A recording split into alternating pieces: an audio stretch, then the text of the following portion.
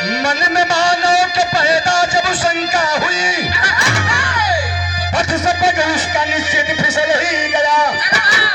हो अनोखी करिश्मा इस दुनिया के अंदर, पाव से पायल रिश्ता निकल ही गया। कन्या को आज ईश्वर नहीं मान है, शंका दिन कर में दाग ही लगा ही दिया। कभी राम जन्म शंका से बच करके रहना, शंका गुलशन में आग ही लगा ही दिया।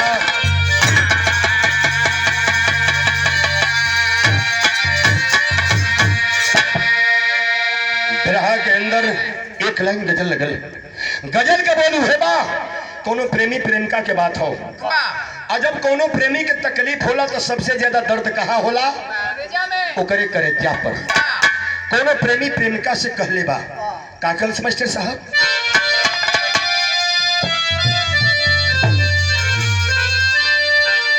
ओ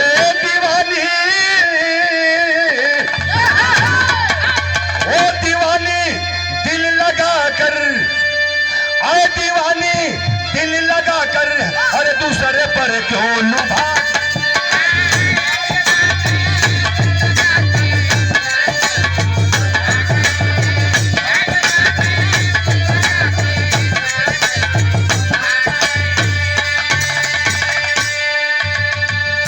अरे दीवानी दिल लगा कर दूसरे पर क्यों लुभा गई, समझ न पाई प्यार हमारा, हाय जाना समझ न पाई प्यार हमारा, अरे पैसे पर क्यों भूला।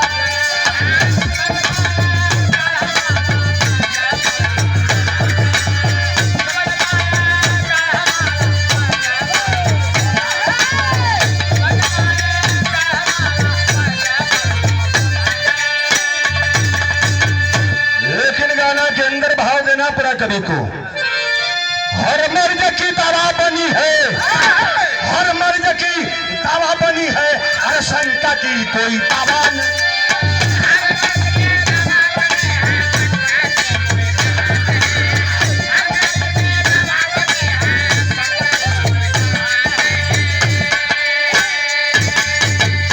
हर मर्ज की दवा बनी है, शंका की कोई दवा नहीं। वो झाटा के तारे सब लोग हारे, वो झाटा के तारे सब लोग हारे, हुसैन से कोई परा नहीं।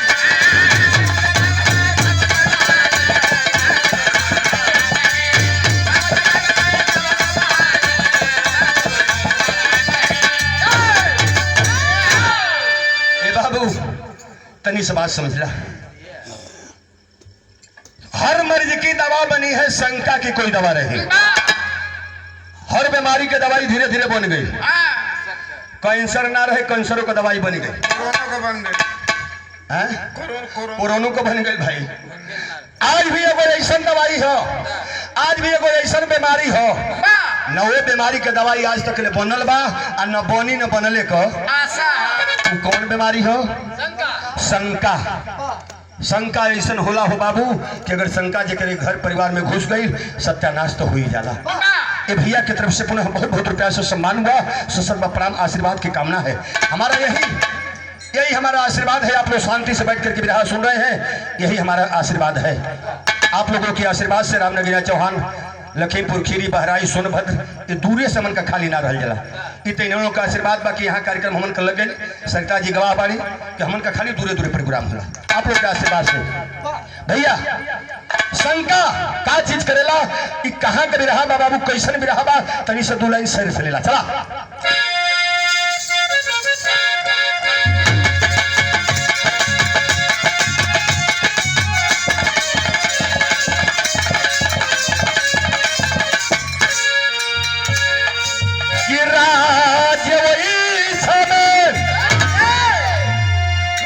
राज्य ओइछा में भंवर सिंह का शासन था, प्रजा खुशहाल रही मानो उतरा इंद्रासन था।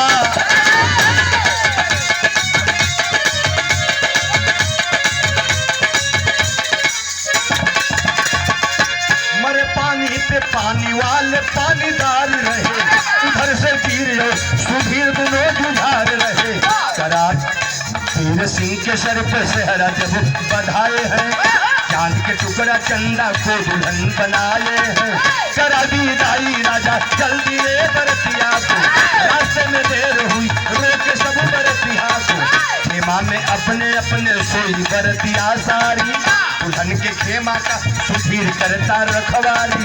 अचानक शेर आधी रात को दहाड़ा है, अचानक शेर आधी रात को दहाड़ा है, पकड़ के बापुड़ा तो शेर को पछाड़ा है।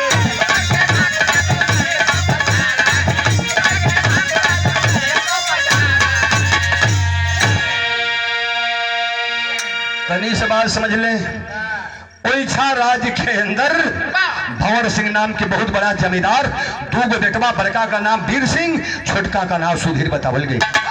बड़का लड़का सयान भइल, धीरे धीरे तिलकहरू अइना शादी ब्याह हो गई। जैसे ही बारात आइल बा वही तरह से बारात हो गई। सबेर भइल बारात, वो जमींदार साहब बारात विदाई करा के पैदले आज कहार गावत बजावत लेके गाजा बजा के साथ जात हुमन। सामने घनघोर जंगल पर राजा सोच गए कि इतनी देर सही जंगल बारात पार ना कर पाई, एक काम हो जा कि जंगल के बाहर सब खेमा लग जाओ, सब बरतियां अपने अपने खेमा में विश्राम करिहन, सुबह हुई तो फिर बारात चली।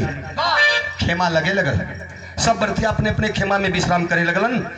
भंवर सिंह छोटका बेटवा के बुला के कहलन, ए बेटा सुधीर, ए बेटा सुधीर, सब तो विश्राम करे जात बा हो बेटा, लेकिन तुहार फर्ज का बनत हो। दौड़ कर सुधीर छोटका बेटा आया, पिताजी हमारा फर्ज यही है अपने भाभी और अपने भाभी माँ के डोली का रखवाली करना। कल भाभी डोली, भंवर सिंह बोले, आज बेटा सुधीर एक बात कान खोल करके सुनना, इस डोली के अंदर कौन बैठा है?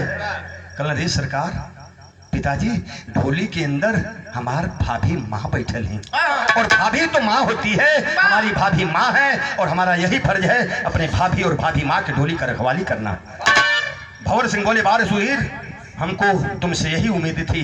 यहाँ तक ले कि जो उन्होंने सदिया भइल है, वीर सिंह वो सूट के खर्राटा मारे लगे। 12:30 बजे रात के एगो डोली के बगल में चिराग जरत बा, 12:30 बजे रात के जंगल से एक शेर दहाड़ मार करके डोली की तरफ चल दिया। जब दहाड़ सुन ले बा शेर की आवाज, सुधीर सोच लिया कि कोई खुखार जानवर लग रहा है कि चल दिया है। अब थोड़ी देर के बाद में वो चिराग के सामने वो शेर दिखाई लेते हुए लगल। सुधीर मन ही मन सोचत बा, अगर शेर जाकर के हमारी भाभी के खा जाई, पिताजी के सामने कौन मुंह हम दिखाई। दांव पर लेकर के तलवार लेकिन सोच लेता है कि शेर तो निहत्था है, मैं क्यों तलवार लेकर के जा रहा हूं। अगर शेर भी अपने माँ का दूध पिया है तो मैं भी अपने माँ का दूध पिया हूं। फेंक देता है तलवार और दौड़ करके जा करके डोली के 10 कदम आगे आते आते सिर से पंजा मिला लेता है। नतीजा ही निकल बाबू कि अगर शेरवा 2 बार पटके तो 2 बार सुधीरो पटके। धीरे धीरे 15-20 मिनट तक ले कारनामा चलल। धीरे धीरे दोनों सिहरास में आवे लगल। शेरवा जब सिहरे लगल, सुधीर कहलस कि जख्मी शेर कभी भी घायल कर देता है, अगर मैं छोड़ दूंगा तो शेर जरूर खतरनाक है, कोई न कोई वार कर देगा। कितनो पंजा मारे, शेरवा बदनिया से ब्लड निकलत बा, खून बहत बा, लेकिन सुधीर अपने हिम्मत को नहीं हारा। शेर के सीना पर चढ़ जाता है, जबड़े में हाथ लगाकर सोचता कि मैं जबड़ा फाड़ दूं, तब तक शेर जो है छिट्टा मार करके चिघाड़ मारकर जंगल की तरफ भाग जाता है। ये बाबू शेर तो लड़ल, सुधीर भी लड़ल, ये बतिया केहू ना देखलस तक के देख ले बाबू। डोलिया के अंदर जो चंदा दुल्हनिया बैठल बा, उहे ओहरवा हटा के देखत रहल।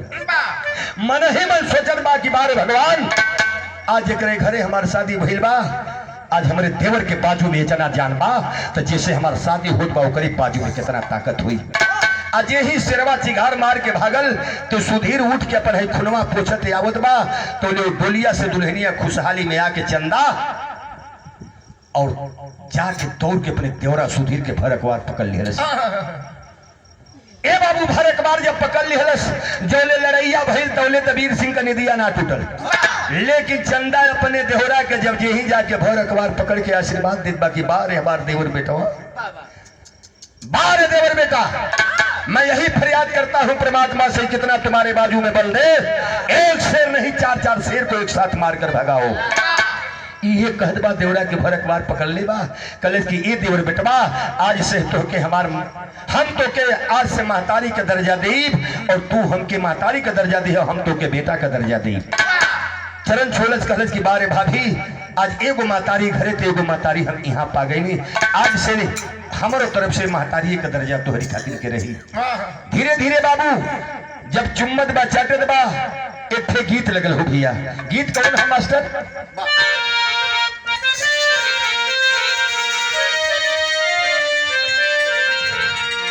उहे गीत का लाइन बा कि अरे कह तू तो लड़ती, कि अरे कह तू तो लड़ती, अरे पर धनिया ये धनिया कह तू तो लड़ती।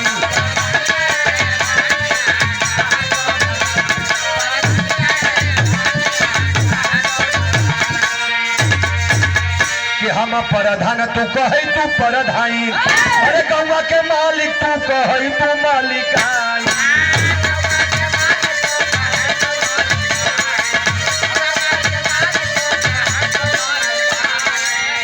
अरे 5 साल काटल जाई सनिया रे रनिया, कह तू तो लड़ती पर धनिया ये धनिया कह तू तो लड़ती। कॉलेज के 5 साल प्रधान कहल जाए, हरल जाए चाहे जीतल जाए। लेकिन यहर के बाद सुने बाबू, यहर देखे वो दुल्हनिया अपने देवरा सुधीर के आशीर्वाद देत बा। वीर सिंह का निदिया टूट गई, सोचत बा कि अरे बाप रे बाप। पहला शंका दिमाग में घुसल, वो सोचा था कि जब सब के सूत गई हो तो हमार मेहरुआ हमारी भाईवा के आवाज से लिहलो से, हमार भाईवा हमारी मेहरुआ के राख लिहलो सो। इहे करे दिमाग में भाई। वो का जानत बा कि हमार भाई शेर से लड़ल कि बिलार से लड़ल।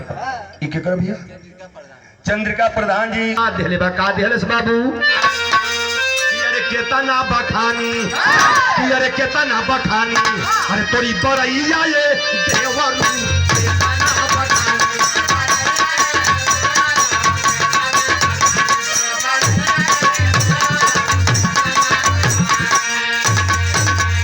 औरी बलवा न हो खई है मोरी दिल में, अरे शेरवा के देखी चूहा भागी जाला दिल में।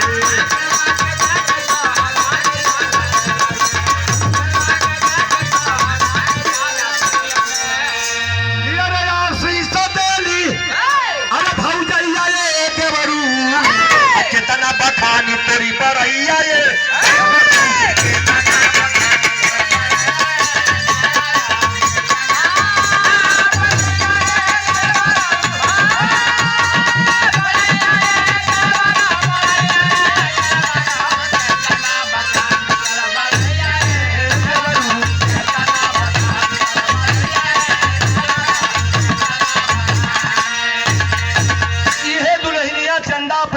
बखान करत बा, ये परमात्मा से फरियाद करत बा, हे मालिक हमारे देवरे के बाजू में और जान होके, हमार देवर ही तेरे 4 गो शेर के एक साथ मार के भगावे। ये कुल करत बा, आशीर्वाद देत बा। तौले वीर सिंह जागी गयल, कलश की हो न हो घबरो मत, अगर कौन न कोनो गलत संबंध हो तो नतीजा जरूर तुहन के भुगते के पड़ी। धीरे धीरे सबेर भइल हो बाबू, आ सबेर भइल बारात आज कहाँ डोली उठोलो, डोली लेके चल दिलन। ओइसा राज के अंदर डोली धीरे धीरे पहुंच गई। आज जब पहुंच गई तो नित्य दिन के काम रहल कि चंदा खाना बनावे, दोनों भाई वीर सिंह सुधीर के खाना पीना खियावे, दोनों भाई राजपाट में अपने काम पे लग जाओ, अपने काम में लग जा भैया, अपने खेती से लेकर के हर काम को देखे लगे। लेकिन धीरे धीरे जब समय आयल बा बाबू, चंदा वो महल में पहुंचलते यहाँ गीत लगल। आ गीत का उहे बोल बा बाबू, का मास्टर साहब?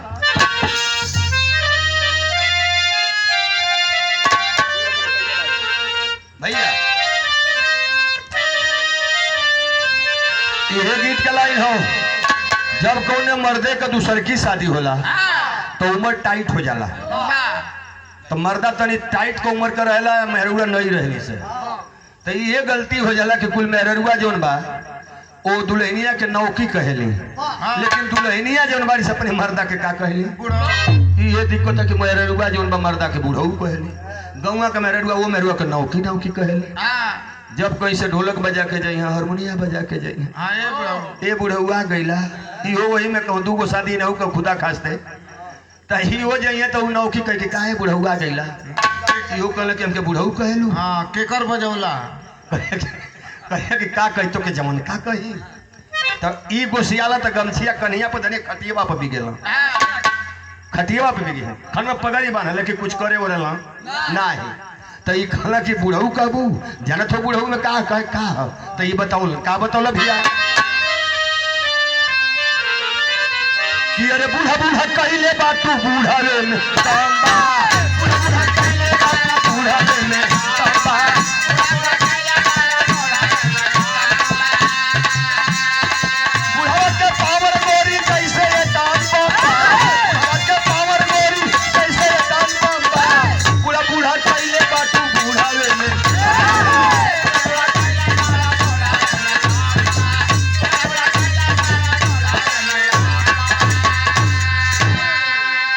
केहर भैल के बाबू अरे पहुंचल महलिया में चंदा दुल्हनिया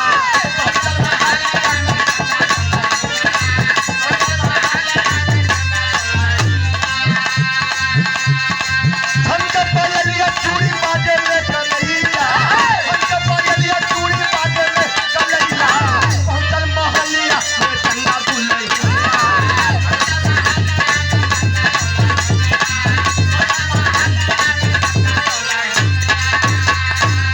नित्य दिन के काम में खुशहाली से जिंदगी बीतत बा लेकिन जब कुछ दिन बीत जाला तब देवरो मजाक करेला भौजैया से भौजैयो देवरन से मजाक करेला एक दिन के बाद में भौजाई कहलस कि हे देवर बेटवा रोज जहिया से तोहरे घर में अली खाना जैसने बना के दे दे खाना खा ले लो हमारे खाना के कबो तू शिकायत ना कैल लेकिन आज एक ठे बात बताओ का कहलस बाबू कि एक दिन हंसौले बिया करत भोजन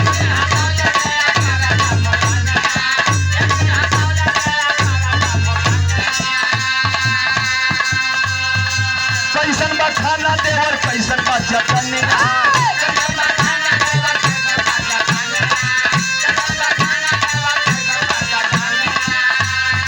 कहलस कि ये देवर बेटवा ये बतावा खाना तो छोड़ो कैसन खाना है हाई चटनी जीवन बनौले है चटनी कैसन है कहलस कि ये भौजी न हम तुहार खाना खाइला न तुहार हम चटनी खाइला भौजैया कहलस कि ये देवर बेटवा तो तू का खा लो देवरा कहलस कि ये भौजी हम न तुहार खाना खाइला न तुहार चटनी खाइला हम तो तुहार प्यार खाइला अरे वाह इतनी बात कहलो तो फिर ओकर बड़का भैया वो सरिया में बैठल बा पहला शंका तो रहे भर अखबार पकड़ के आशीर्वाद देते तो उ जानल कि कुछ दूसर बात हो गई सब सूत गई तो इन्हन का मामला दूसर हो गई है अब उ सुनता उ कहत है कैसन खाना है कौन कैसन चटनी है अरे कैसन बा खाना देवर कैसन बा चटनिया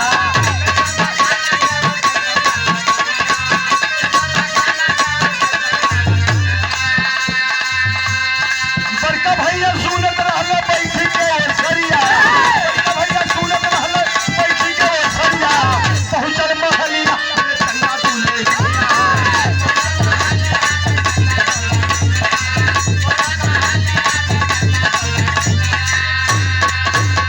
ए बाबू जब इतनी बात कहलस कि न खाना खाइला न चटनी खाइला हो भौजी हम तो तुहार प्यार खाइला फिर वीर सिंह कहता कि देखो ये हितवा को प्यार हो गई ये हमार भाई है मेहरारू पूछे थे कैसन खाना कैसन चटनी तो हमार भाई है हितवा कहता कि तोर प्यार खाइला ठीक बा चल अगर प्यार खातोगे तो यहू का नतीजा तो के मिली ए बाबू धीरे धीरे कुछ समय बीतल एक दिन के बाद बा वीर सिंह दरवाजे पर बैठ करके पेपर पढ़ रहा है तब तक एक डाकिया आता है और बैग से एक चिट्ठी निकाल करके वीर सिंह को पकड़ा दिया वीर सिंह ने उस लेटर को पढ़ने लगा दौड़ करके चंदा आती है पूछती है ऐस सैया ये कैसा लेटर बा हमारे नैहर का बा हमारे सखी सलेहर का लेटर बा कि तोहरे दोस्त मित्र का लेटर बा आखिर कैसा लेटर हो वीर सिंह बोला ऐ चंदा न तुम्हारे मैके का लेटर है न मेरे दोस्त मित्र का लेटर है तुम जानना चाहती हो ये लेटर कैसा है चंदा बोली मैं सैया जो मैं जरूर जानना चाहती हूँ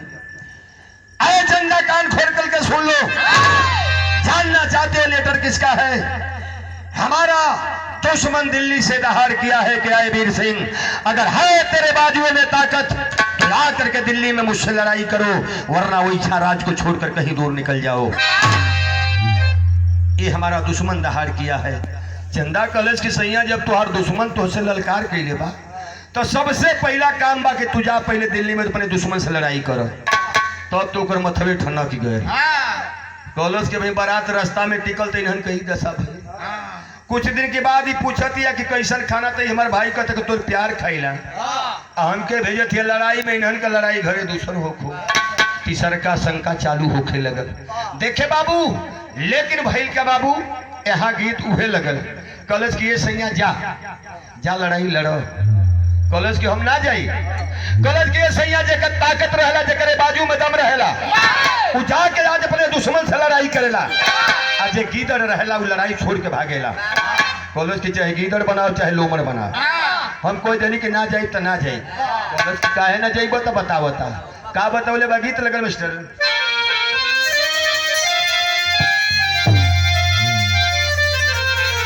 गीत बा चैत का महीना आ गई, जब दौरी होखे लगेला। कोनो शहर वाली लड़की का ये गांव जैसन एरिया में बियाह हो गई। पहले का दौरी होकर तो भूसा अपने गांव में घर ही गिरे। आजकल का दौरी होते कि ये गांव का भूसा हो गाँव में जाता, सगरी सिवान का भूसा हो गरीब के मरई में वही अंगना में पटाई गई। शहर का वो दुल्हन जब निकल अंगना झारे खातिर तेहत्ता बड़ा चप्पल का एड़ी है, कोई तर डगमगा थी।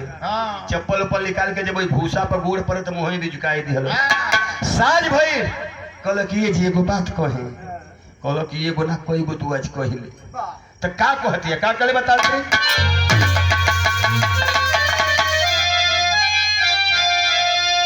इहे बात कहल कि अरे हम ना रहो सैया,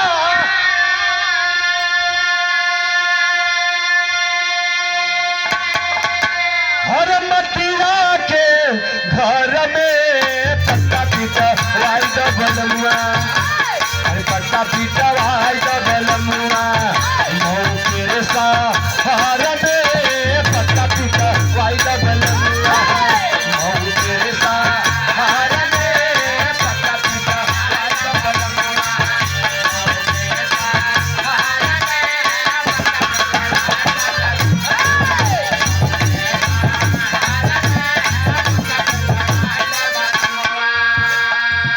गीतिया के हम उड़ गईला। जब होली का महीना आ जाला, सरिता जी मतिन कोनो भौजा ही मिल जाले, उनका देवर कोनो छोट मिल जाई। हाँ पहले का मेहरारू रहा, पहले का लड़का रहा तब बड़का पिचकारी केटको रहे, बांसे का पिचकारी रहे, आ वासर केटको रहे, हरे ठा का वासर वही में कपड़ा अंगोछी फाड़ के लपेट दो। आज तो तनी भरोंगे आवत, पहले मारो तो फचफचा के भौजाई लो भीज जा।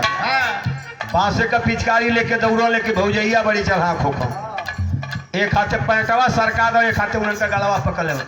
डरवा हो कहे भौजई, कहे कि हे भौजी लमही रह नहीं तो कुछ कही दे। भौजैया कहे का कह बाबू, छोटा बड़का देवरा कुल कह का कह बाबू। यार बकरी चरवलू या भौजी,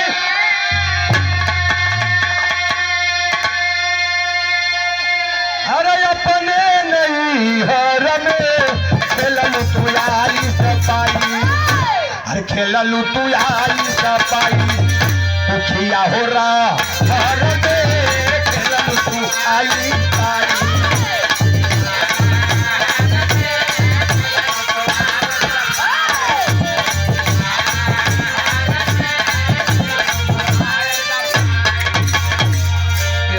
हर छोड़े लेके बिरहा में देखें औरत चंदा कह रही है कि सैया आप लड़ाई में जाइए। वीर सिंह कह रहा है मैं लड़ाई में नहीं जाने वाला हूँ। क्यों नहीं जाने वाला हूँ? बता रहा है कि गवना करा के रनिया ले आईली घर में, हम नहीं गरीब हो रनिया, कि हम नहीं गरीब हो रनिया, लड़के रे सा घर में हम नहीं गरीब हो।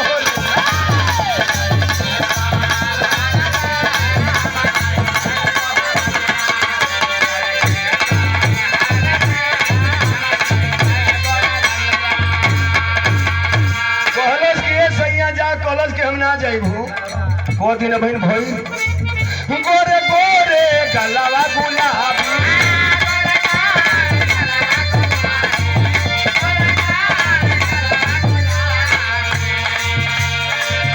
अखिया बात तोहरे शराबी,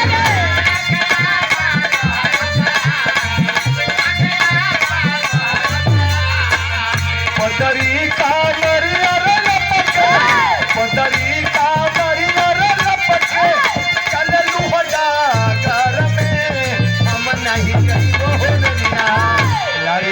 सा मार में हम नहीं।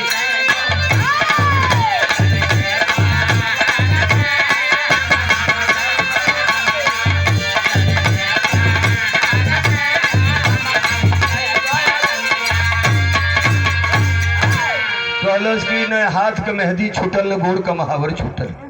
और इधर हमको आप लड़ाई में भेज रही हैं, हमारे बस की बात नहीं, हम नहीं जाएंगे। ए बाबू जब गुस्सिया गई चंदा लिया के साड़ी सया ब्लाउज दे दिहलस, 16 श्रृंगार लिया के दे दिहलस। कल की का होई, कल के अब तू कुल पहिरला पहिरला, अब तो के लड़ाई में ना जाए के बाद। कल काहे तब कहतिया अब ही इतिहास गवाह बा, अब ही इतिहास गवाह बा, अपने देश को आजाद करने के लिए हमारे देश की नारियां भी शहीद हुई हैं। महारानी लक्ष्मीबाई शहीद हुई हैं, अपने देश के लिए मर्दानी लड़ी हैं। तो मैं भी तैयार हूँ अपने देश के लिए, अपने राज्य के लिए, अपने गर्दन कटाने के लिए तैयार हूँ। सोच गई कि आई दादा मेहरारू का जात चली जाइए, अगर मरा गई तो पूरा राज्य का पनिया उतर जाई। तुरंत अपने बतिया के पलट दिहलस। कल की ये सैया सुना, अब तो के लड़ाई में काहे बदे ना जाए के हो, का बतौले बाबा बू है गीत लगल काली साड़ी ले लो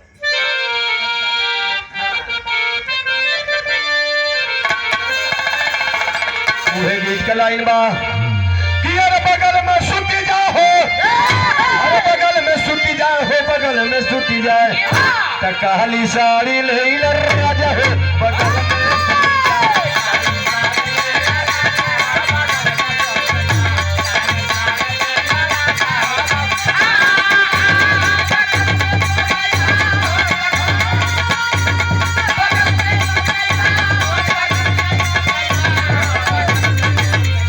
काली साड़ी ले राजा हो,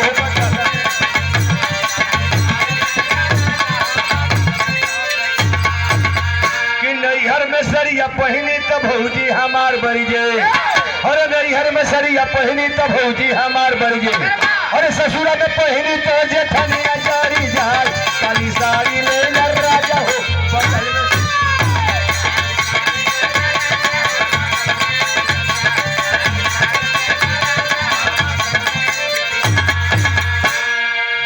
हर बात हर छोड़े, लेकिन हर देखे बिरहा के अंदर चंदा कर रहल बा कि अब तो लड़ना समर में, अरे पानी वाला राजा जी आई ही जड़ावा जंगा छोड़ के भागी जाला राजा जी।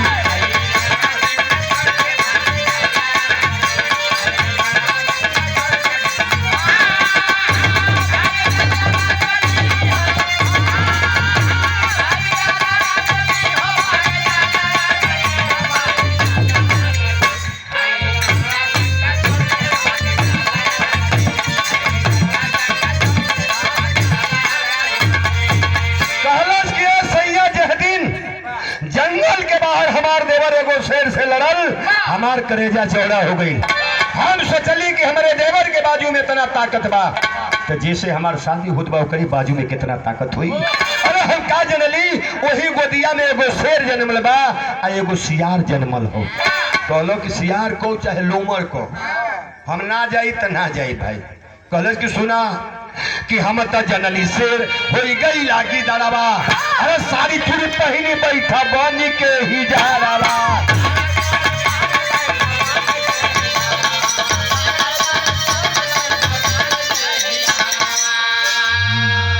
अरे अब तो चली है समर में बरछी भाला राजा जी, अरे हई की दड़ावा जंग छोड़ के भागी जाला राजा जी।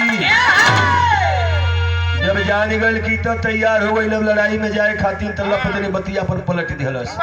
कलश करे पगली, अरे हम सही कना, हम तो तोर परीक्षा लेत रही हम। वो समय के नारी के अंदर कितना हिम्मत रहे, आ ये समय के नारी के अंदर कितना हिम्मत बा, हम तो जानल चाहते नहीं है। कलश की ये सही है तो तू लड़ाई में जाइबा, कहे कि बिल्कुल जाएंगे, तुम तैयारी करो। कल ये सही तो के हिजड़ा गीदड़ सब तो बना दे। कल अरे पगली, अरे बनौलू तो तू आपन न हो, हम ही तूने सुन लिया और क्यों तना न सुनल हो, कोनो बात नहीं खे, लेकिन तू तैयारी करा, हम लड़ाई में जाए। लेकिन एक ठे बात बा, जो हमारे खानदान की चंद्रहास तलवार है वो तलवार किसी मर्द के हाथ में न लगने पाए, चंदा कॉलेज की ये सैया अपने राज्य के पगड़ी बचावे खातिर दुश्मन से लड़ाई लड़े जाता हुआ एक तलवार मर्द का अगर भगवान या जे उन्हों को हम परछा ही ना पड़े दे। कल की बात है चंदा, हमको यही विश्वास था। चंदा थाली लेकर के आती है, फूल माला सजा करके आज आरती उतारते हैं, फूल माला से सम्मान करती है। वीर सिंह घोड़ा की सवारी कसता है, दिल्ली की तरफ अपने दुश्मन से लड़ाई के लिए चल देता है। यहर वीर सिंह चल गई। तब तक ले एक राजा जिसका नाम कादिर खां राजा मौका पा जाता है, अपनी पूरी फौज लेकर के वही राज पे तैयारी कर दिया। सोच लिया हुआ क्या मास्टर, कादिर खां तलवारबाज, कादिर खां तलवारबाज वो इच्छा के अंदर आया है। कोई माई कला ने अपना ऐलान सुनाया है। भिड़ गया जंग में शेर सिंह, भिड़ गया जंग में शेर सिंह। 3 दिन तक चली लड़ाई है, टूट गई तलवार, उसी से कादिर विजय जताई है। कादिर खान नाम के राजा फौज लेकर के आए। वीर सिंह नहीं खा, शेर सिंह मंत्री था, दौड़ करके खबर जनाया चंदा को, अरे भाभी हमारा दुश्मन हमारे राज पे आक्रमण कर दिया, कादिर खान मैं क्या करूं। चंदा आदेश देती है, अय मंत्री अपनी फौज लेकर के उस दुश्मन से लड़ाई करो। शेर सिंह पूरी फौज लेकर के उस दुश्मन से लड़ाई कादिर खान से कर रहा है। 3 दिन तक लड़ाई चलल बाबू। हुआ क्या, भिड़ गया जंग में शेर सिंह, भिड़ गया जंग में शेर सिंह। 3 दिन तक चली लड़ाई है, टूट गई तलवार, उसी से कादिर विजय जताई है। बोली चंदा देवर बेटा, अरे बोली चंदा देवर बेटा, क्या वो इच्छा में कोई वीर नहीं हरा सके कादिर खां को, ऐसा कोई रणधीर नहीं। बात नहीं ऐसी भाभी, अरे बात नहीं ऐसी भाभी, कोई अब पाए पार नहीं। फर्क इतना ही कि कादिर खां के आज तलवार क्या